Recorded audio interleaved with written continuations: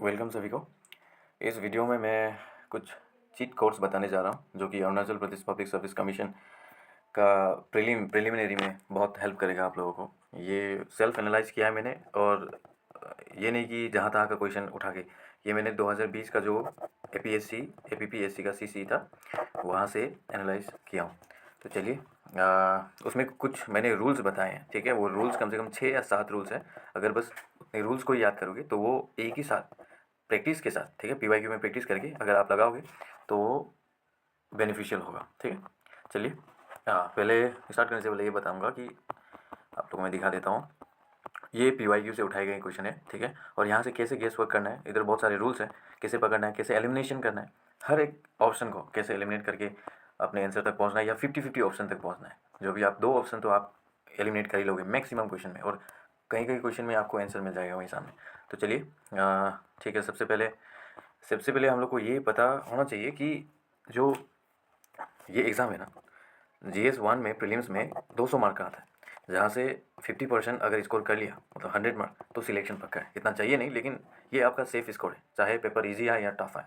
तो 50% मार्क लाने के लिए ना 30% आप पढ़ाई भी करोगे तो भी काफ़ी है, लेकिन 20% जो कि कट ऑफ का ऊपर जाने के लिए, जैसे कि आपको 60 या 70 आपको मिलेगा, इतना मार्क्स कन्फर्म है कि आपको मिलेगा अगर आपने सिंसियरली अपना बेसिक सब्जेक्ट जैसे पॉलिटी, ज्योग्राफी, इकोनॉमी, एनवायरनमेंट, ये सारे सब्जेक्ट अगर आपने किए हैं तो आपको 60 to 70 मार्क्स मिलेगा। उतना क्वेश्चन स्टैटिक से आएगा, लेकिन कुछ क्वेश्चन ऐसे होंगे जो आपका गेस वर्क से भी आप पता नहीं कर पाओगे कि ये पूछा तो पूछा कहाँ से, ठीक है। कुछ question out of the syllabus होंगे, ठीक है।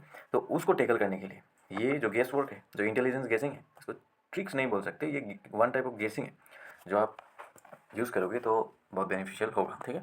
तो चलिए चलते हैं। सबसे पहले रूल नंबर 1 देख लेते हैं, ठीक है। अब कोई भी स्टेटमेंट बेस्ड क्वेश्चन होगा, ठीक है। अगर स्टेटमेंट बेस्ड क्वेश्चन हुआ तो आपको चेक करना है, सबसे पहले चेक करना है कि उसमें पॉजिटिव वर्ड्स दिया गया है या नेगेटिव वर्ड्स दिया गया है। अब पॉजिटिव वर्ड्स क्या है?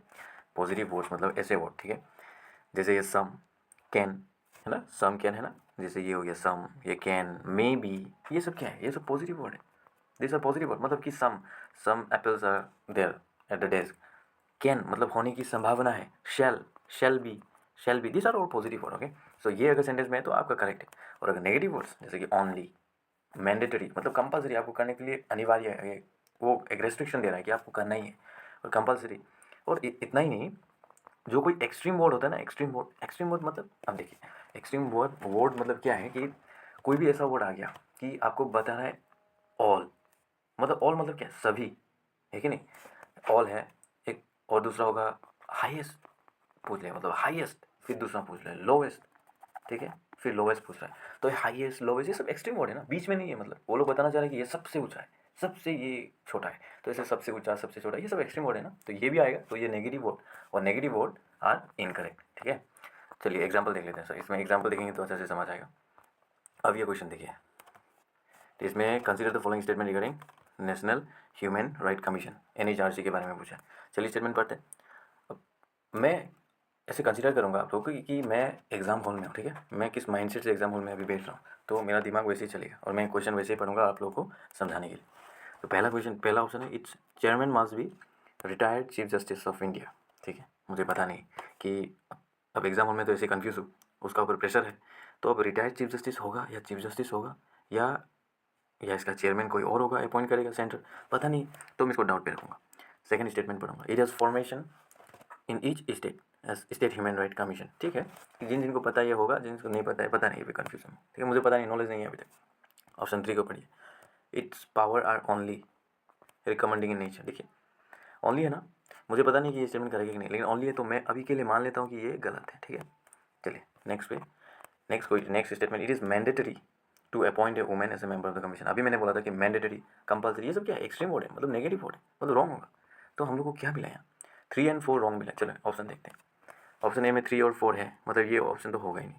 ऑप्शन बी में 3 है, ठीक है। ऑप्शन सी में 3 और 4 है, मतलब ये भी नहीं होगा, तो ये तो कैंसिल हो गया। अब देखिए बी और डी में दोनों ऑप्शन में क्या है? 3 है, मतलब कि 3 तो करेक्ट है, पर हमें मिला था 3 तो रॉन्ग है। लेकिन फिर भी आप एलिमिनेशन से कर तो पा रहे हो ना। ये कभी कभी ऐसे केसेस आते हैं जहाँ ऑन एक्सट्रीम बोर्ड भी गलत नहीं होते, सही होते हैं, लेकिन वो 1%, अगर 100% में है तो 1% चांसेस में ऐसे मिलेगा आपको। बाकी सब में करेक्ट होगा। तो आप 50-50 चांसेस में यहाँ आ गए, 50% आपके पास 50-50 ऑप्शन बच गया कि आपको क्वेश्चन भले ही पता नहीं, आपको आंसर पता नहीं, नेशनल ह्यूमन राइट कमीशन के बारे में आपने कभी नहीं पढ़ा, फिर भी आप टिक करोगे या तो बी या डी, कोई भी एक चूज़ कीजिए। तो आप पहले तो आप इधर 25% में खेल रहे थे, अभी 50% में पहुँच गए, 50-50, तो आपका करेक्ट होने का चांसेस ज़्यादा है। तो ऐसे ट्रिक्स को लगाना है, ठीक है। ये दूसरा एग्जाम्पल है 94, क्वेश्चन नंबर 94 का। ये मैं बताऊँगा आप लोगों को कि कैसे करना है, क्योंकि इसमें दूसरा रूल भी अप्लाई होता है, ठीक है। तो चलिए रूल नंबर 2 पे जाते हैं। क्या है रूल नंबर 2? इसमें बताता है कि प्ले विथ वर्ड। देखिए हम लोग को क्वेश्चन में क्लियरली कभी कभी दिया जाता है कि अगर थोड़ा भी ध्यान से क्वेश्चन पढ़े तो आंसर वहीं छुपा रहता है, ठीक है। तो उसको बोलते हैं प्ले विथ वर्ड्स, ठीक है। ये कोई ट्रिक नहीं है, मैं इसलिए बताऊँ कि मैंने पहले भी बताया एक वीडियो स्टार्टिंग से पहले कि ये ट्रिक्स इन नहीं है, इंटेलिजेंस गेसिंग है, ठीक है। अब क्वेश्चन पढ़ते हैं। The premise is that present day processes have been operating throughout geological time is the principle of, ठीक है। प्रिंसिपल पूछ रहा है कुछ प्रिंसिपल का बारे में, ठीक है। कॉन्टिनेंटल ड्रिफ्ट क्या है ये सब? अब आप लोगों ने, मैंने वही बोला कि 30% अगर आप लोग का नॉलेज, कॉन्टिनेंटल ड्रिफ्ट, ठीक है। एक यूनिफॉर्मिटेरियनिज्म, पता नहीं नाम सुन के कुछ प्रिंसिपल थ्योरी लग रहा है। आर्ट सिस्टम, प्लेट टेक्टोनिक्स, ठीक है। अब कॉन्टिनेंटल ड्रिफ्ट, यूनिफॉर्मिटेरिज्म, आर्ट सिस्टम और प्लेट टेक्टोनिक्स, इनमें से अनकॉमन कौन सा लग रहा है भाई? देखो यूनिफॉर्मिटेरियनिज्म क्या है, इतना लंबा नाम बता रहा है, जबकि ये ऐसा ही होता है। जो पॉसिबलिज्म है ना, अलग अलग थ्योरीज हैं, तो थ्योरीज में निज़म, इज़म, ये सब होता है लास्ट में। लेकिन कॉन्टिनेंटल ड्रिफ्ट ये थ्योरी है। जब क्वेश्चन में पूछा गया कि प्रिंसिपल पूछा गया, देखो प्रिंसिपल, तो आप ऑब्वियसली यही लगाओगे। अनकॉमन, एक तो नंबर 1 अनकॉमन है, दूसरा प्रिंसिपल के बाद बोला है तो निज़म में ही लगाओगे, है कि नहीं। तो निज़म आएगा तो प्रिंसिपल का आंसर होगा, ठीक है। तो ऐसे करना है, ऐसे वर्डिंग के साथ खेलना है। अब ये क्वेश्चन यहाँ नहीं होना चाहिए था, ये क्वेश्चन यहाँ, इसका एग्जाम्पल है, ठीक है। रूल नंबर 1 का देखिए, ये क्वेश्चन कुछ पूछा था क्लाइमेट इंटरेक्शन एल नीनो के बारे में। एल नीनो, जिसने ज्योग्राफी पढ़ा है उसको पता है एल नीनो क्या है, ठीक है। अब ये पहला स्टेटमेंट मैंने पढ़ा, इसमें कोई भी नेगेटिव नहीं मिला। दो ऑप्शन बी भी पढ़ा, इसमें भी नेगेटिव कुछ भी नहीं। ऑप्शन सी पढ़ा था, इसमें मुझे नेगेटिव मिला नॉट। नॉट मतलब नहीं, नहीं मतलब क्या है, नेगेटिव, है कि नहीं। तो ये ऑप्शन तो क्लियर ही नहीं होगा।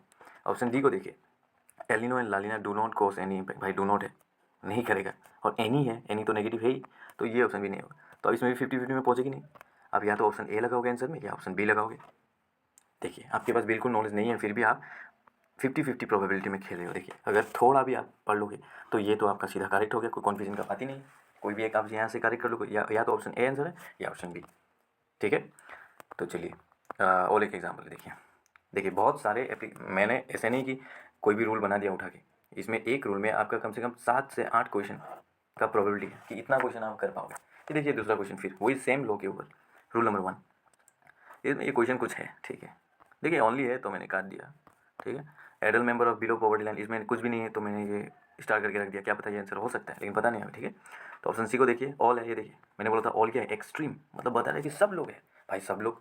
वो हाईएस्ट जैसे कि एक्सट्रीम है, लोवेस्ट एक्सट्रीम है, हम लोग को बीच में रहना है। और हमेशा इन लोग का आंसर, जो ये स्टेट पीसीएस और यूपीएससी कराते हैं, इन लोग का आंसर बीच वाला होता है, ना कि ऊपर का और नीचे का। तो ये ऑल मतलब ऊपर का, तो ये क्या है, नेगेटिव है, तो ये भी नहीं होगा। और डी ऑप्शन देखिए ए नहीं है, ये भी नहीं होगा, ठीक है। तो आप आंसर कौन सा लगाओगे यहाँ? सीधा आंसर बी लगाओगे, लेकिन आपका ये गलत होगा क्योंकि इसमें आंसर है आपका डी। अब बताओगे, तुम बोलोगे कि मैं तो सब सही लगाया था, आपने जो लो बोला वही लो यहाँ लगाया, तो फिर ऑप्शन बी की जगह डी क्यों हुआ? देखिए जो मैं ये ट्रिक्स बता रहा हूँ ना, ये 100% वर्क नहीं करता है, ठीक है। लेकिन आप निराश मत होइए कि होता ही नहीं। देखिए आपका अगर 5 सही होता है तो एक गलत होगा, 5:1 प्रोबेबिलिटी का पकड़ लीजिए। मतलब 5 करेक्ट हुआ तो कितना मार्क आ गया? 10 मार्क आ गया। और अगर एक रॉन्ग होता है आपका तो फिर कितना मार्क गया? कितना? 0.5, है कि नहीं? कितना जाएगा? 1 मार्क। एक क्वेश्चन का 2 मार्क है तो ऑब्वियसली 1/4 मार्क जाएगा, तो 1 पॉइंट समथिंग होगा। तो आपको, आप भी फिर भी +8 पॉइंट में, मतलब 8 मार्क आपको मिल रहा है, जो कि क्वेश्चन आप छोड़ देते पहले। अगर आपको ये सब पता नहीं होता, ये ट्रिक्स मैंने अगर नहीं बताया होगा ऑनलाइन, ओनली ये सब ऑल एनी ये सब नहीं बताया होगा, तो आप लोग छोड़ देते हैं कि पता ही नहीं भाई, मैं नहीं करूँगा, रिस्क नहीं लूँगा। लेकिन रिस्क लिया आपने, और रिस्क लेना है, अगर नहीं लोगे तो कट ऑफ के ऊपर नहीं जा पाओगे, तो आप लास्ट पॉइंट में ही रहोगे, ठीक है। तो एक क्वेश्चन ऐसा है जहाँ नहीं लगा। चलिए रूल नंबर 3 पे जाते हैं। ये पीडीएफ मैं आप लोगों को दे दूँगा, नीचे टेलीग्राम चैनल है, आप जस्ट उसमें हाई बोल के, मैं high I need PDF message कर दीजिए, मैं ये आपको दे दूँगा, ठीक है। ये रूल नंबर 3। अब देखिए ये क्या बताता है, search for unique one among options and that's your answer. कोई भी यूनिक ढूंढो, आंसर वो होगा। इसमें देखिए 69 option, which among the following argued India constituted a laboratory for comparative political analysis. Comparative political analysis के लिए किसने आर्ग्यू किया था बोले, ठीक है। India constituted a laboratory for comparative, देखो कोई इंसान बोल रहा है कि इंडिया एक लेबोरेटरी है पॉलिटिकल एनालिसिस के लिए, तो इंडिया को ऐसा बोल रहा है, कोई भी बोल रहा होगा तो बाहर का इंसान ही बोल रहा होगा ना भाई। इंडिया में अंदर में रह के कैसे बोलेगा कि इंडिया की लेबोरेटरी ऐसे बड़ा खींच के कोई नहीं बोलता। देखिए इधर नाम देखिए, अमित भंडारी, अतुल कोहली, प्रणब पटनायक, क्रिस्टोफर जेफरन, यूनिक कौन सा लग रहा है भाई, ये सब इंडियन है। देखिए तो ये दे दीजिए आंसर, ये होगा आंसर आपका। अब 58 ये देखिए, दूसरा question, which of the following are not. ऐसे कभी भी नॉट मिले तो कन्फ्यूज हो जाओगे, इसलिए पहले ही क्वेश्चन में सर्कल कर लो आपका क्वेश्चन बुकलेट में। The objective of the DPSP, तो डीपीएसपी का कौन सा ऑब्जेक्टिव है नहीं बोल रहा है। To establish a religious state, to establish a welfare state, to ensure socio economic justice, to promote international peace and security. सब कुछ अच्छा लगा देखो पढ़ के, फिर से पढ़ते हैं। टू एस्टैब्लिश रिलीजियस स्टेट क्या भाई, अभी मेरा वीडियो जो भी देख रहे हैं वो इनमें से कहीं लोग हिंदू होंगे, कहीं लोग मुस्लिम होंगे, कहीं लोग क्रिश्चियन होंगे, कहीं ट्राइबल्स है जिनका अपना अपना ही है, जैसे दोनी पोलो हो गया तागिन लोग का। तो इसमें क्या ये आपको सही लग रहा है to establish religious state India जबकि सेकुलर है। तो देखिए ऑप्शन देखिए ना, तो यूनिक वन ढूंढिए, उसको टिक मारिए, वही होगा आंसर आपका। ये रूल नंबर 3 था, ठीक है। रूल नंबर 4, अब एनी, ये ध्यान से पढ़िए, ठीक है। एनी ऑर्गेनाइजेशन नेम्स और headquarter are mention in statement. अगर स्टेटमेंट में किसी ऑर्गेनाइजेशन का नेम या हेडक्वार्टर दिया है तो वो ऑप्शन जनरली रॉन्ग होता है, ठीक है, जनरली रॉन्ग होता है। चलिए एग्जांपल ले लेते हैं, ये सब 2020 का जितना भी वो हुआ था वो पीवाईक्यू से क्वेश्चन उठाया गया, ठीक है। बस 1 साल का उठाया हूँ, अगर और वीडियो चाहिए तो और बनाऊंगा, आप लोग कमेंट कीजिए, ठीक है। देखिए, which one of the following is not, circle not, correct about Asian infrastructure investment bank. अब एग्जाम हॉल में ऐसा लगेगा कि भाई ये नाम तो सुना है, लेकिन इसके बारे में डिटेल में मुझे कुछ भी नहीं पता, ठीक है। तो देखते हैं अब क्या है, mission is to improve social and economic outcome, ठीक है। हो सकता नहीं हो सकता पता नहीं, स्टार लगा देता हूँ। फिर 103 member world wide as an September 2020, अब ये भी पता नहीं, स्टार लगा देता हूँ, ठीक है। दूसरा ट्रिक्स लगेगा इसमें, लेकिन वो रूल आया नहीं इसलिए मैं नहीं बता रहा हूँ, ठीक है। तो सी इंडिया इज ए मेंबर, पता नहीं। ये देखिए ऑप्शन 4 में हेडक्वार्टर आ गया। अभी मैंने जो रूल में बताया कि हेडक्वार्टर या ऑर्गेनाइजेशन का नेम ये सब गलत होता है, और देखो इन्होंने मैनिपुलेट किया, कहाँ, हेडक्वार्टर इन संघाई, लेकिन जबकि हेडक्वार्टर AIIB का संघाई नहीं है, ये है बीजिंग चाइना में ही है, संघाई चाइना में ही, बीजिंग। लेकिन जस्ट थोड़ा स्लाइड इन्फॉर्मेशन को इन लोगों ने स्लाइड किया और आप लोगों को बता दिया, देखिए, ठीक है। तो आप ये 3 ऑप्शन पे खेलोगे, ठीक है। Which one of the following is not correct, देखो क्वेश्चन में तो नॉट करेक्ट पूछा था भाई, हमें तो पहले ही मिल गया नॉट करेक्ट, ये देखिए ऑप्शन डी इज आंसर, नहीं जी। ये rule number 5 for 1 word question, हाँ ये देखो, अगर 1 वर्ड का क्वेश्चन है ना, मतलब क्वेश्चन में इन्वर्टेड कोमा में दे देता है कि इसका मीनिंग क्या है, या कोई भी, सॉरी बैकग्राउंड में डिस्टर्बेंस, अरुणाचल है तो थोड़ा होगा ही शोर शराबा, एनिमल्स का, जानवर का, ठीक है। तो चलिए ये देखते हैं, अगर 1 वर्ड का क्वेश्चन है तो उसका definition is always provided in statement and so you can choose that statement as correct, ठीक है। ये देखिए आप, अगर उसका 1 वर्ड का क्वेश्चन है ना तो उसका डेफिनेशन हमेशा वो स्टेटमेंट में 3-4 स्टेटमेंट में दिया होगा। एग्जाम्पल, ये एग्जाम्पल, ठीक है। एग्जाम्पल में क्या पूछा गया है कि following are the aims of REDD+, the forest based climate mitigation approach of the United Nation. मतलब यूनाइटेड नेशन का कुछ एम है REDD+, ठीक है। अब मैंने बताया कि इसमें REDD+ के बारे में, ये 1 वर्ड ही है, तो इसके बारे में नीचे में लिखा होगा अच्छी बातें, खराब बातें, तो उसको गेस करने की कौन सा सही है कौन सा गलत है, सिलेक्ट द करेक्ट आंसर, ठीक है, सही से चूज़ करना। तो number 1, incentivise a break from historic trends of increasing green house gas emission, पता नहीं ठीक लग रहा है वर्ड ना, तो स्टार्ट करते थे। Creating a financial value for carbon capture and storage, सही बात है ना, पैसा तो चाहिए हम लोग को कार्बन को स्टोरेज करने के लिए। फिर बेनिफिटिंग द फूड सिक्योरिटी, हाँ ठीक है, ऑप्शन सही लग रहा है। फिर promoting ecosystem service and reduction in deforestation, ecosystem services and reduction in deforestation को कम करेंगे। देखिए भाई, अब मैंने सबसे पहले बताया था कि नीचे डेफिनेशन क्या होगा, ठीक है, कोई भी इसका डेफिनेशन तो प्रोवाइडेड आपको होगा ही। तो ये देखिए कितना अच्छा लगा number 1 point, incentivise a break from historic trend of increasing green house gas emission, incentivise a break from the historic trend, creating a financial value, REDD+, ये वो एक ब्रेक देगा historic trend of increasing green house gases से, ठीक है। Forest base है, ये clearly दिया गया है, फॉरेस्ट बेस्ड क्लाइमेट मिटिगेशन, तो ये ऑप्शन 4 देखिए आप, promoting ecosystem service and reduction in deforestation, ठीक है नहीं। तो और ये डिफोरेस्टेशन मैंने सर्कल इसलिए किया है कि this is the easiest thing, you should recall it in the examination, okay. देखो यहाँ क्या है REDD, तो ये डी है ना, तो इसका ये लेटर से आप वर्ड ढूंढिए कि कहाँ है, कहाँ छुपा है, उसको ढूंढिए, वो ऑप्शन हमेशा करेक्ट होगा। तो देखिए अगर 4 हमेशा आपका, अगर ये 4 करेक्ट है तो ऑप्शन में देखिए कहाँ है 4, बस ये दोनों में 50-50 में पहुँच गए कि नहीं आप, 50% आपका प्रोबेबिलिटी बना कि नहीं, ये सही होगा कि गलत होगा, या तो 1 2 3 4 लगाओगे या 3 और 4 लगाओगे, ठीक है। तो 1 तो सही है मैंने जैसे बताया, तो ये ऑप्शन तो डी होगा। तो ऐसे करना है आप लोगों को, ठीक है।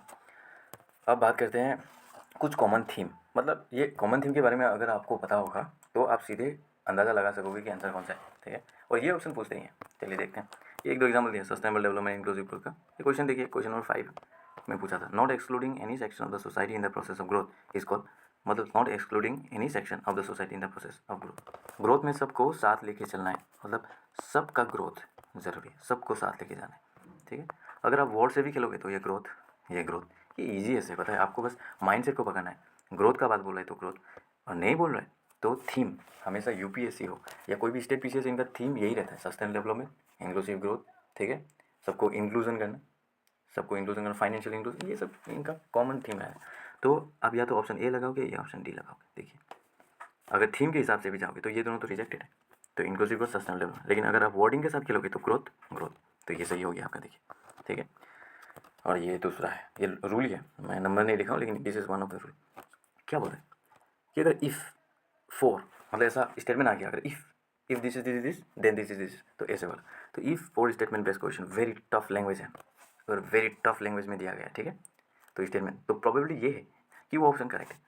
सोचो, एग्जामिनर अगर कोई भी एक चीज़ के बारे में बात कर रहा है, ठीक है, इसका डिस्क्रिप्शन एकदम टफ वर्ड लगा के, इसका वर्डिंग सिनोनिम्स, खतरनाक सिनोनिम्स लगा के अगर वो सेंटेंस लिख रहे हैं, इतना मेहनत कर रहे हैं, मतलब क्या बताना चाह रहे हैं, वो बताना चाह रहे हैं कि ये पॉइंट तो सही है, इसलिए मैंने इतना रिसर्च करके इतना टफ वर्ड को इंक्लूड किया, ठीक है। और ये, और कोई कोई स्टेटमेंट ऐसा भी होता है कि इफ़ दिस इज़, अगर आलू पोटेटो है तो प्याज ऑनियन है। ये मैंने बताया हुआ स्टेटमेंट सही है, लेकिन इस तरह के एग्जाम में ये हमेशा इफ़ जब आता है, कंपैरिजन जब होता है, तो वो गलत होता है, ठीक है। तो चलिए एग्जाम्पल की ओर बढ़ते हैं। एक ऐसे आया था, एसर्शन और रीजनिंग होता। इसमें आप कन्फ्यूज मत होइए कि ये क्या पूछ दिया। एसर्शन मतलब वो बता, एक क्वेश्चन देते हैं, सोचो कि ये स्टेटमेंट है, और रीज़न मतलब ये स्टेटमेंट का क्या ये रीज़न है, तो इसका मतलब ये है, बस ये ऊपर दिया वाला स्टेटमेंट का क्या नीचे जो दिया हुआ है वो रीज़न इसका है या नहीं, उसके लिए ऑप्शन ABCD में प्रोवाइडेड है, ठीक है। पढ़ते हैं इसको। A federal government aims at reconciling freedom and diversity of political culture and identities with effective collective action। भाई देखो क्या क्या वर्ड, रिकाउंसिलिंग, मुझे पता नहीं इन सब का मीनिंग, ठीक है, सॉरी ऊपर चला गया था। रिकाउंसिलिंग, ठीक है, freedom and diversity of the political culture and identity, effective collective action, भाई पता नहीं क्या क्या बता रहे हैं, लेकिन इतना टफ वर्ड यूज़ कर रहे हैं, मतलब ये सही है, ठीक है। देखो आप लोगों को ये वेग लग रहा होगा कि ये क्या बता रहा है कुछ भी, but you have no other option, you have to trust me because I have applied in many exam. ऐसा नहीं कि मैं ये पहली बार दे रहा हूँ या क्वेश्चन पेपर उठाया और किया, बस मैंने इसके आधार पर कॉन्टीन्यूसली स्टेट पीसीएस में 2 बार, एक बार पहला अटेम्प्ट में मैं इंटरव्यू तक पहुँचा, और प्रीलिम्स मैंने ऐसे ही क्वालिफाई किया, थोड़ा नॉलेज और बाकी सब ट्रिक्स। और दूसरी बार मैं मेंस तक, मेंस का रिजल्ट रिसेंटली आया, उसमें मेरा हुआ नहीं, पहली बार इंटरव्यू, सेकंड टाइम मेंस, इसी के दम पे मैंने किया। तो आप लोग या तो भरोसा कीजिए या फिर नेक्स्ट ईयर ट्राई कीजिए, ठीक है। तो आपके पास ऑप्शन नहीं है, आपको करना ही है, तो ऑप्शन ए करेक्ट है। अब ऑप्शन बी देखते हैं। India opted for a pluralistic model of nation building. अब इसमें इतना टफ वो तो है नहीं, प्लूरलिस्टिक मॉडल वाले ही है, ठीक है।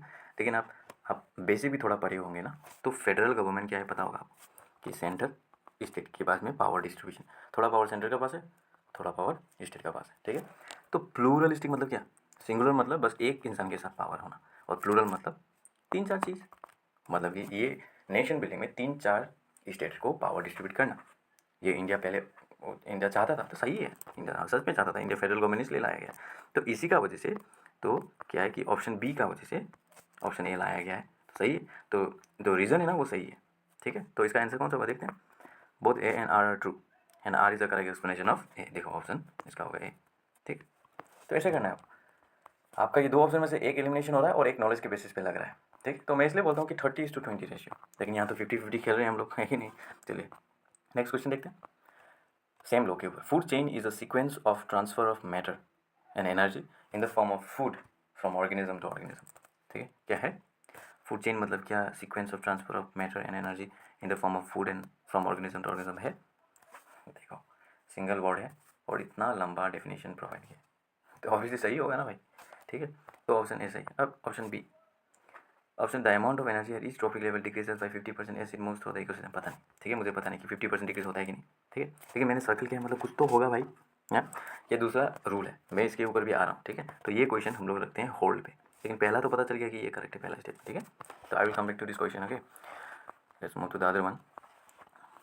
इफ़ एनी नंबर, ये है वो लोग जिसका वजह से मैंने लास्ट क्वेश्चन को स्किप किया, ठीक है। इफ़ एनी नंबर और numerical value is given in the question then it is wrong. तो ये क्लियर है। पे जाते हैं, ठीक है, सीधे एग्जाम्पल पे जाते हैं। ये देखिए, इस पे ये जो क्वेश्चन सबसे पहले था, मैंने आप लोग को बाद में बताऊंगा बोला था, यही क्वेश्चन देखते हैं। विच of the following is correct about green house gas, ठीक है। Water vapour is a green house gas. क्या पता है आपको? पता है कि water vapour green house gas है? भाई एग्ज़ाम हॉल में ये मुझे याद नहीं आता, अगर होता तो भी, ठीक है, पता नहीं मुझे, मैं होल्ड पे रखता इसको। फिर दूसरा देखिए, water vapour is responsible for 1/4। तो अभी का रिसेंट हम लोग ने जो पढ़ा उसमें न्यूमेरिकल है, तो वो गलत होगा, तो ये गलत हो गया। फिर वाटर वेपर इज़ नॉट, हम लोग को पता है नॉट मतलब नेगेटिव है, तो ये भी नहीं होगा। Water vapour will stay for 25 days, देखो भाई न्यूमेरिकल से ये भी नहीं होगा। तो आंसर मिल गया ना आप लोग, ये आंसर। तो ये है आपका सबसे मेन ट्रिक, ठीक है। यही है जो ट्रिक आप लोग को आएगा बहुत ज़्यादा पसंद, ठीक है। तो चलिए ऊपर ऊपर चलते हैं, मैं आप लोगों को दिखाऊंगा कि कहाँ कहाँ ये यूज़ हो रहा है। और रिसेंटली जो होल्ड पे रखा था क्वेश्चन देखिए, तो ये 50% है कि नहीं इधर, मतलब कि 50% अगर है तो वो सही है, नहीं अगर 50% है अभी रिसेंट बताया तो वो है गलत, ठीक है। ये हो गया गलत 50%, क्योंकि वो न्यूमेरिकल है। तो इसमें बस ऑप्शन 1 करेक्ट है, ठीक है, ना कि ऑप्शन बी। तो वैसे ही चलते हैं वो क्वेश्चन की ओर जिस क्वेश्चन को हम लोग लिखे थे होल्ड, ठीक है, ये वाला रूल के हिसाब से, ठीक है। जो है कहाँ है यार, आप लोग अपना स्पीड बढ़ा सकते हो अगर अनकम्फर्टेबल लग रहा है तो, ठीक है। चलिए, तो कहीं भी न्यूमेरिकल पता नहीं मुझे मिल नहीं रहा है, ठीक है, अगर मिलेगा तो बताऊंगा, लेकिन न्यूमेरिकल्स अगर आया तो वो होगा गलत, ठीक है। आप लोगों ने इस एग्जांपल में सीखा ये चीज़। चलो दूसरी देखते हैं, ये क्या है। अभी कुछ बताने जा रहा हूँ, ये अलग है, ठीक है। ये एनालिसिस करके मुझे मिला है कि इसमें बहुत सारे ऐसे चीज़ हैं, ठीक है, बहुत सारे ऐसे चीज़ है जो कि सबको पता है नहीं, ठीक है। तो पेपर एनालिसिस में कुछ ऐसा बात पता चला है, ठीक है, जो बस ये स्टेट पीसीएस में ही नहीं बल्कि यूपीएससी में भी एप्लीकेबल है। मैंने बाकी की वीडियो भी देखा है, उसमें भी उन्होंने अप्लाई ये है और एप्लीकेबल होता है, ठीक है, रियल में, ठीक है। और ये रूल क्या है, ये मेन रूल है आपका, जब कोई भी आपका बस हाथ में ऑप्शन ना हो तो ये यूज़ करने का। जो भी फैक्चुअल क्वेश्चन है, मतलब पूछेंगे कि ये फलाना ये है कहाँ, ये लोकेशन कहाँ में है, ये फ्रूट्स कहाँ में पाया जाता है, तो दिस टाइप ऑफ क्वेश्चन, ठीक। और 1 वर्ड आंसर है नीचे में, तो या तो आपका आंसर ऑप्शन 1 है या ऑप्शन 4 है, ठीक है। तो चलिए एग्जांपल देखते हैं, आप है कि नहीं। तो चलो एग्जांपल देखते हैं। ये 33 पे ये लो एप्लीकेबल नहीं होता, ठीक है। ये भी उसी एग्ज़ाम से जो क्वेश्चन है, उसी 2020 का जो एग्ज़ाम है उससे उठाया गया है। इस पर एप्लीकेबल नहीं होता। आप अगर आपको ये पता नहीं होता कि ये जो बाबर है वो कौन से मुग़ल जो एम्पायर थे ना, कौन से डायनेस्टी के थे पहले, ये मुग़ल से पहले, तो मैं ये ट्रिक्स के मतलब या तो ए लगाऊंगा या डी लगाता, लेकिन मेरा आंसर रॉन्ग होता, ठीक है। हम लोग को पता है भाई, 1-2 तो रॉन्ग होता ही है। 36 देखिए, in which year Ilbert bill was pass. अब आपको लो पता है, आप या तो ए लगाओगे या बी लगाओगे, डी लगाओगे ऑप्शन, ठीक है। अगर आपने पढ़ा भी है तो इलबर्ट बिल वो सर जो था उसका इसका टाइमिंग जो 18 नाम भूल गया मैं, लेकिन 1880 से 1884 तक था। तो सबसे लास्ट में निकलने से पहले ये गवर्नर जनरल ने ये लॉ लेके आया था, ठीक है। तो अगर पता है तो सही है, नहीं पता है फिर भी आप 50-50 में तो खेल ही रहे हो। तो नेक्स्ट एग्जांपल देखते हैं, सीरियली मैंने एग्जांपल लिया, ठीक है। ये 36 क्वेश्चन नंबर, ये 37 देखिए। Who was the governor general of India at the time of 1857 report.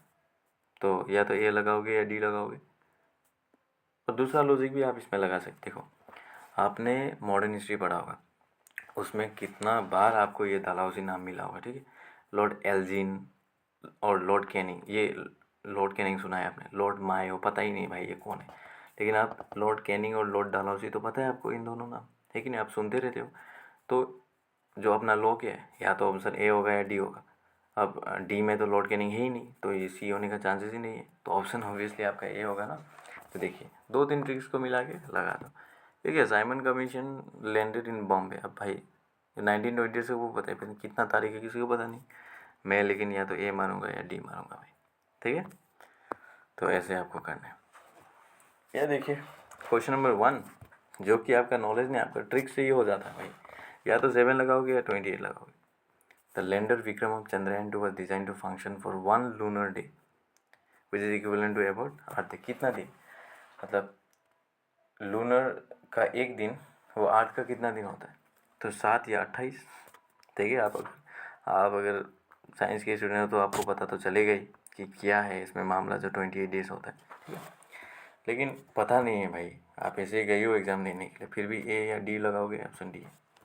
तो देखिए इतना ईजी है ये, ठीक है। ये देखिए कोई भी, which one of the following is not, not को सर्कल करना है पहले। The feature of Aarogya Setu का फीचर नहीं है बोल रहे। अब देखिए ये अपना इतना सिंपल है कि आप स्टेटमेंट पढ़ोगे तो भी खुद अंदाज़ा लगा लोगे। पहला इसमें risk status of user, Aarogya Setu मतलब क्या है, आरोग्य मतलब रोग, इसमें रोग है मतलब कि बीमारी है कि नहीं, कुछ भी मेडिकल इशू, तो इसमें रिस्क स्टेटस दिखाएगा। हाँ भाई कोई बीमार है तो उसका रिस्क स्टेटस दिखाएगा, सही है। दूसरा नेशनल वाइड कोविड-19 स्टेटिस्टिक, हाँ आरोग्य सेतु कोविड-19 का टाइम में बहुत था। Self assessment test based on, खुद आप देख लोगे, ICMR का गाइडलाइन उधर होगा ऑब्वियसली, ये सब देंगे। चौथा देखिए support for the Sanskrit language. भाई आजकल के ज़माने में संस्कृत लैंग्वेज किसको पता है, मुझे बस एक ही 2 वर्ड्स आते हैं संस्कृत के, वासुदेव कुटुंबकम, उसके अलावा कुछ नहीं आता भाई। तो क्यों एक ऐप में, इतना बड़ा आरोग्य सेतु ऐप में संस्कृत लैंग्वेज का यूज़ करेंगे भाई, किसके लिए यूज़ करेंगे? क्या आजकल संस्कृत लैंग्वेज स्कूल में, हर एक स्कूल में पढ़ाया जाता नहीं भाई, हिंदी या स्टेट लैंग्वेज या इंग्लिश। तो ये ऑप्शन तो सीधा आपका नहीं होगा। और वो क्वेश्चन में पूछा भी यही है कि कौन सा ऑप्शन आरोग्य सेतु का फीचर्स नहीं है, ठीक है। और अगर मेरा लॉजिक भी लगाओगे, या तो ऑप्शन आप ए लगाओगे या डी लगाओगे, तो इसमें भी 50-50 में जा ही रहे हो, ठीक। तो ये फिर नेक्स्ट क्वेश्चन देखिए भाई, यार बहुत सारा क्वेश्चन है ऐसे था। Question number 12, the mission of dash is to reduce the, ये कुछ मिशन था ग्लोबल पॉपुलेशन का कि एक्सट्रीम पॉवर्टी 3% तक लाना है 2030। अब किसका है ये? अब ऑप्शन ए या D, world trade. Option A में भाई ट्रेड का बात बोल रहे हैं, तो WTO तो ये थोड़ी ना बोलेगा हम लोग को पॉपुलेशन कम करनी, ये बोलेगा पैसा कैसे कमाना है, इकोनॉमी को कैसे आगे बढ़ाना है, क्योंकि ट्रेड है। जबकि option D world bank, world bank तो ये सब करता रहता है, वर्ल्ड बैंक ये रिपोर्ट निकालता है, वो रिपोर्ट नाना किस्म का रिपोर्ट। देखिए दूसरा क्वेश्चन देखिए, which one of the following is not the United nation sustainable development goal. कौन सा सस्टेनेबल डेवलपमेंट गोल नहीं है? तो मेरा लॉजिक ए जो मैंने दिया है वो रूल अप्लाई करोगे, तो या तो ऑप्शन ए या डी, लाइफ बिलो वाटर। भाई ये तो सबको पता है, लाइफ बिलो वाटर और लाइफ ऑन लैंड, ये तो सस्टेनेबल डेवलपमेंट गोल सबको पता है, ठीक है। तो ए या डी ऑब्वियसली यही होगा, और क्या तो ऐसे आपको सॉल्व करना है। ये दूसरा क्वेश्चन भी देखिए सेम लॉजिक में, ठीक है। ऐसे आप सॉल्व करके देखिए एक बार, देखिए तो ये world bank international poverty line कितना में, या तो ऑप्शन 1 होगा या होगा डी। ये आप PY की उठाइए और ये लॉजिक के साथ आप सॉल्व करके देखिए, उसके बाद मुझे आप लोगों को खुद पता चलेगा कि ये क्या सच में इफ़ेक्टिव है या भी नहीं, ठीक है। तो और यही मैंने जो पहले बताया आपको कि 70% आएगा और 20% आपको 20 to 30 मार्क्स आपको ये ट्रिक्स ही लेके आएगा, ट्रिक्स आपको दिला देगा, आपको छोड़ के नहीं आना है क्वेश्चन। अब 100 क्वेश्चन होंगे, ठीक है, पर क्वेश्चन का 2 मार्क्स, तो आप 100 में 100 करके आइए, ऐसा नहीं बोलूँगा मैं। क्वेश्चन देखिए, अगर क्वेश्चन ईजी सेट किया गया है ना, तो आपको कम से कम 80 to 90 का गैप में करके आए, क्योंकि देखिए एक्यूरेसी के साथ वही खेलता है जिसकी तैयारी बहुत बहुत अच्छी है, उसने हज़ारों मॉक लगाए हैं, वो एक्यूरेसी पे खेलेगा। लेकिन हम लोग हैं नहीं ऐसे, हम लोग पढ़े 3 महीने 4 महीने या मैक्स टू मैक्स 1 साल पढ़ के बैठे हुए हैं, जो टेस्ट इतने लगाए नहीं सिलेबस कंप्लीट करते करते। तो हम लोग को एक्यूरेसी पे नहीं खेलना है भाई, हम लोग को ये ट्रिक्स लगा के नॉलेज के साथ सबको कॉम्बाइन करके खेलना है, ताकि 80 to 90 क्वेश्चंस के बीच तक हम लोग कर लें, ठीक है। और अगर आप लोग अप्लाई करके देखिए ट्रिक्स को PYQ में 2020 का, या कोई भी एक PYQ में, और अगर दूसरे PYQ जैसे कि 2017 में, 2018 में, ठीक है, 2016 में, जितने भी APSC का CC एग्ज़ाम हुआ है APPSC में, उसमें जितने भी PYQs हैं, अगर उनका भी आपको यही ट्रिक्स चाहिए, मैं दिखाऊं कि कैसे यही ट्रिक्स उन क्वेश्चन पे लगेगा, तो आप इनबॉक्स में जस्ट बोल दीजिए कि कौन सा ईयर का PYQ मुझे लेके आना है, ठीक है। और कमेंट कीजिए कि आप लोगों को ये वीडियो कैसा लगा। पहला वीडियो है, मैंने आज तक ऐसा वीडियो बनाया नहीं है, तो और सब्सक्राइब भी कीजिए प्लीज़। Thank you.